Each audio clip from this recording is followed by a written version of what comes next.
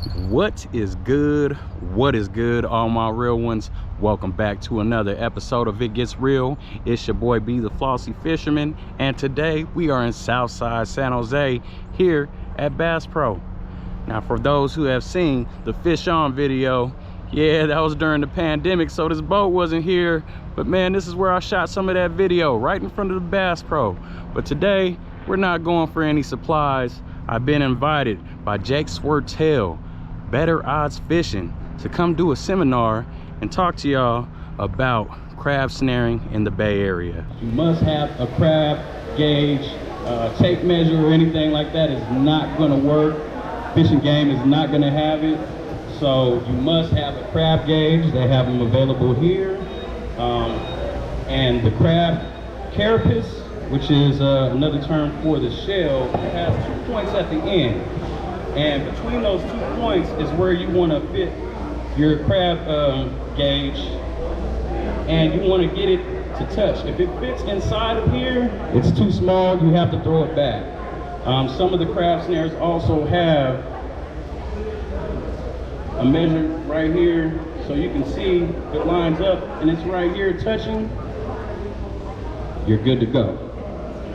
So it must touch the end of the carapace, and if it fits in, it's no good.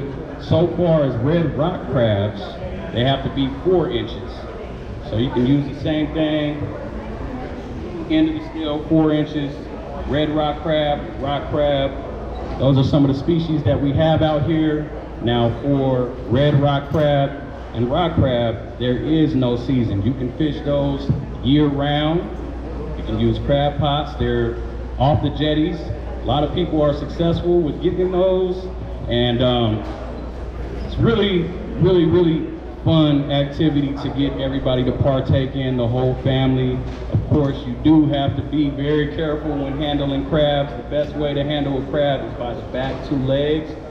And once you do have a keeper crab, you might want to get some rubber bands and band up those claws before you put them in your bucket, because the crabs, when you do catch them, they fight each other. So you can end up bringing them home and be like, oh, where did this claw go? It's on the ground because they were fighting each other. So that is another thing you want to keep in mind when you're out there crabbing. There's also European green crabs, which are invasive crabs. They have no bag limit and no season. So those, they eat up our eelgrass, and it's very detrimental to the ecosystem out here in the bay for other fish and native fish. So if you do come across European green crabs, go on and eat them. If not, they're very small, but if you find them molting, it's kind of like a soft shell crab. They could make very delicious dish. If you're going for Dungeness crab, you cannot fish within the Golden Gate. So that is why crab season starts the beginning of November all the way to the end of June, because that is when they spawn. And within the Bay Area is where that happens. So you cannot keep any Dungeness crab within the Bay Area. Rock crabs are allowed all year round. You can catch them up in there. So being that they make within the Golden Gate, a good beach to start crabbing at is Baker Beach. That is one of the first beaches outside of the Golden Gate. So when the season kicks off, it could get crowded, could get very crowded, but that's where you have a high probability of catching some keeper Dungeness crab. So also other places that you can catch them that does not require a fishing license is Pacifica Pier. So you can fish for Dungeness crab off the Pacifica Pier, no license required, and you can use up to 2 poles. When you are crab snaring, even on the surf, you must have a license, but you can use up to 3 or 4 poles. I use 2 myself, because when you're out there, letting one out for 10 minutes, reeling it back in, checking on the other one, gets to be a lot of work. So I always like to limit it down to 2, even though you have more. So talking about what kind of rods and reels you would need to achieve this, here we have a 12-foot ugly stick, big water, and it is heavy action. The line is 20 to 40 pound line, and it's 3 to 8 ounces. So when you do go crab snaring, you want something that can throw something up to about 8 ounces or more, even 12 ounces. I think the Ocean Master can throw up to about 12 ounces.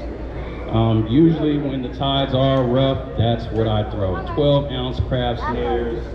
And I use a 8,000 sealed reel. Now when you get out there on the surf, you want to make sure that you have a reel that is sealed, because if it just so happens to fall in the water, you want to make sure that your gear and everything is protected. Plus rinse it off after every trip, because salt water can do a lot of damage along with sand to your reel. If you don't have a sealed reel, you might have just lost a lot of money if it falls. And you got to be sure to have one of these as well, a sand spike if you are crabbing from the surf.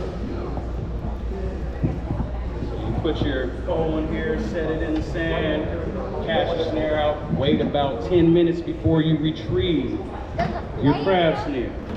Nothing. So when you retrieve your crab snare, this is how it works. Throw it out for 10 minutes, and you'll test your line a little bit to see how heavy it is. When you have the bait in there, when there's nothing on it, then you go back, you might feel a little bit of weight. Once you do feel that weight, it's just like a hook set on bass or something. You want to give it the hardest set possible, yank that, and this is how it hooks the claws, just like so. And you want to keep that tension when you're reeling in and reeling back. So the method I use is walk back all the way while I'm reeling. Walk back while I'm reeling, walk back while I'm reeling. Because if you lose tension, you lose a crab. So you want to just keep this as tight as possible on the claws. You'll have some delicious crab to take home later on that night, if it is 5 inches and 3/4. Yes? What did you say about the snare? I'm not quite fully grasping how that. So there are hoops, like so. Oh, I saw So you'll that. have a bunch of crabs trying to get at that bait. They'll be pulling your bait through these squares right here. So you can have as much as 6 crabs on your bait box at once. As soon as you feel that weight, you pull back. Okay, I see it now. Any of the claws that are in here, you got them hooked. Okay. And then you keep that tension while you're going back, because it is going to be a fight once you do have them on. You're going to feel all that weight, and some of these crabs are about 1 pound to 2 pounds. So if you have 6 on each snare, you're pulling about 12 pounds, but there's a lot of resistance because they're dragging in the sand as well. So you're fighting the current, you're fighting these crabs, trying not to get took. So it may feel like you have about 40 or 60 pounds up on your snare. So that's why I think it's very important to have a big reel with a lot of yardage and some strong braid. On here, I have about 80 pounds braid right here, and that's just to reassure me that when I am throwing snares that are 15 ounces, 12 ounces, that I don't lose that. So if you use you can use monofilament as well, but anything under 50 pounds is prone to snap. And I say 8,000 reel because I had 6,000, even though it has some yardage. I had about maybe 4 crabs on, and it felt like it was just going to fall apart every time I was reeling. So, you know, safe and secure. You can use mono, like I said, and you can use conventional reels also. A lot of experienced anglers like to use conventional reels, but if you're just starting and spinning is what you're used to, say this is the go-to right here.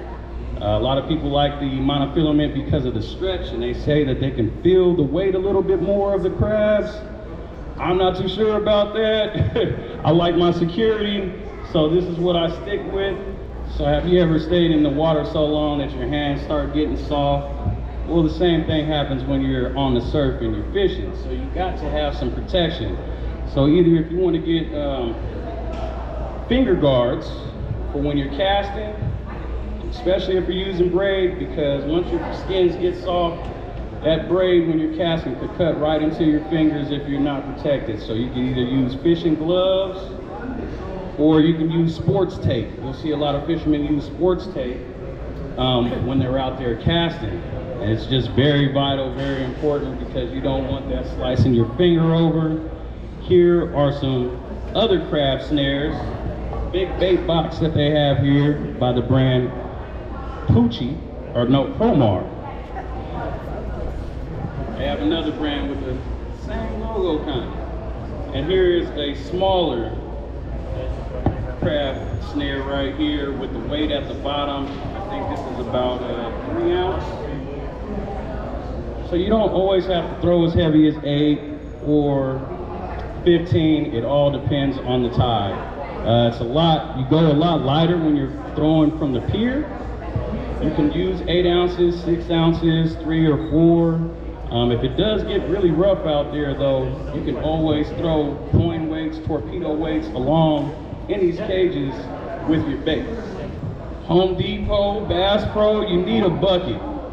So you put some fresh water in here to keep your crabs fresh. Also, you can get an aerator to keep them alive. So you can also keep your crabs on ice, but you want to keep them fresh. If you just try to keep them dry, they could spoil.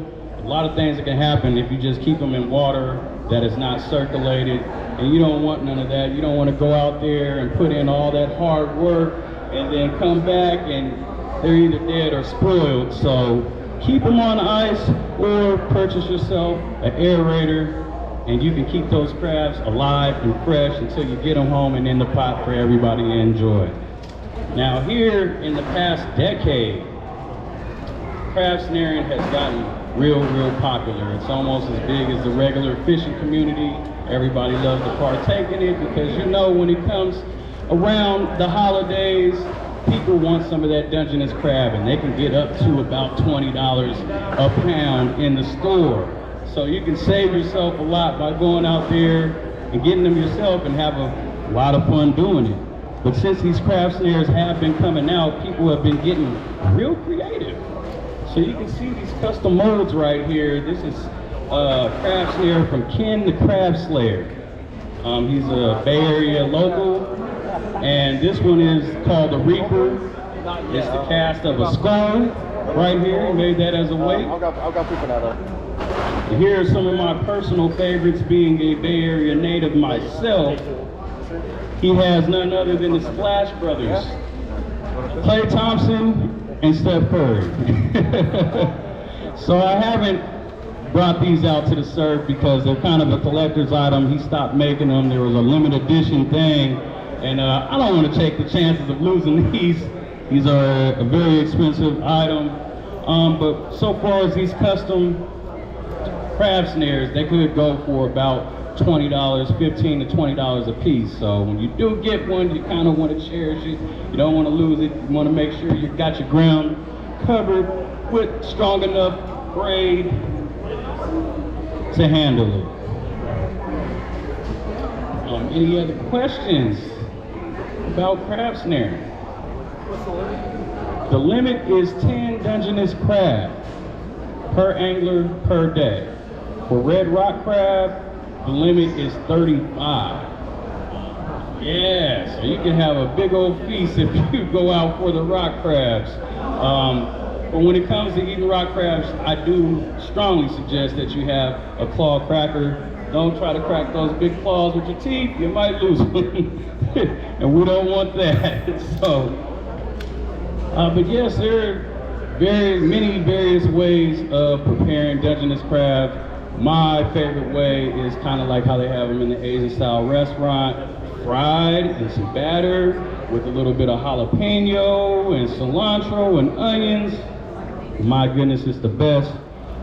So they migrate as far down south as Santa Barbara, but when you get to the Santa Cruz area, they're kind of out a lot further than you can get them from the shore. So you have to go out deep for those. But if you want to do pier fishing, I'd say anywhere from Half Moon Bay Jetty down to Bodega Bay, and even up to Humboldt County.